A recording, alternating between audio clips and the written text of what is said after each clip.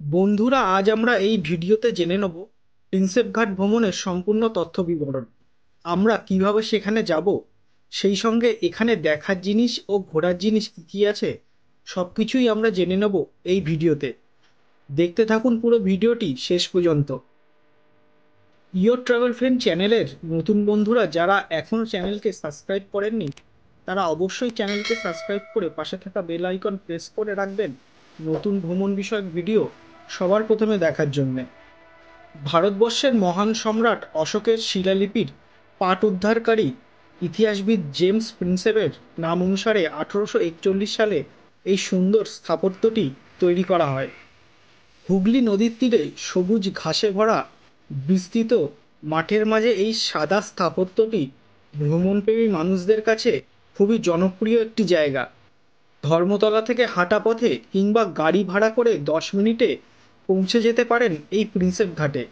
এছাড়া দমদম বা মাঝেরহাট স্টেশন থেকে চক্র রেল পথে পৌঁছে যেতে পারেন এই জায়গার লাগোয়া প্রিন্সেপ ঘাট স্টেশনে।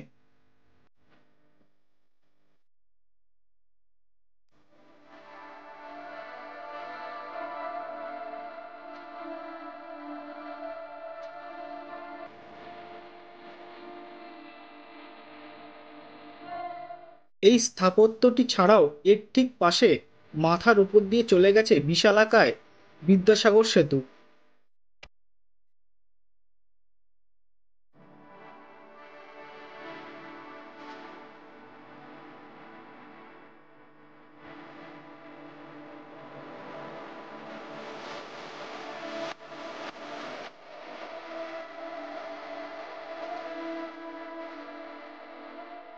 গঙ্গার ধারে প্রিন্সেপ ঘাটকে ঘিরে তৈরি হয়েছে বিস্তৃত বাগান, তার মাঝ দিয়ে বিছানো সুন্দর রাস্তা যা চলেছে গঙ্গার পার বরাবর।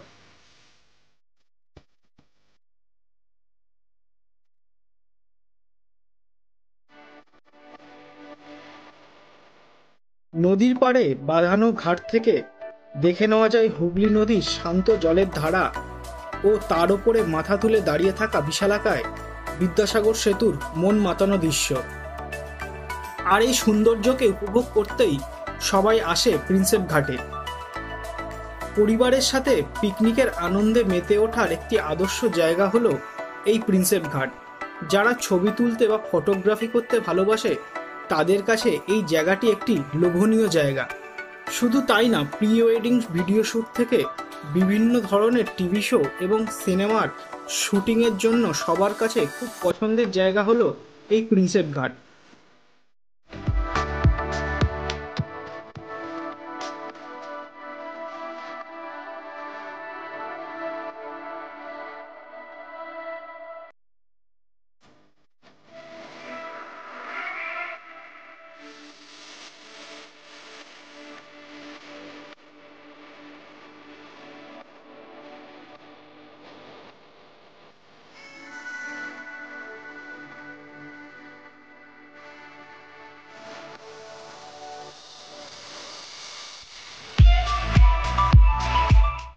এছাড়া ভাড়া করা নৌকাতে চেপে বিকেলের সোনালি আলোতে নদীবক্ষে ভ্রমণের ব্যবস্থাও আছে এই প্রিন্সেপ ঘাটে।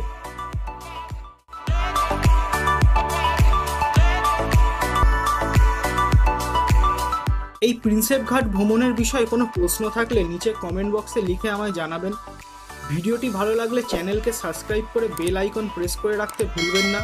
সেই সঙ্গে লাইক করবেন ও আপনার সোশ্যাল মিডিয়াতে অন্যদের সাথে শেয়ার করে অন্যদের জানার সুযোগ করে দেবেন। দেখা হবে নতুন জায়গা নিয়ে পরের ভিডিওতে। ধন্যবাদ।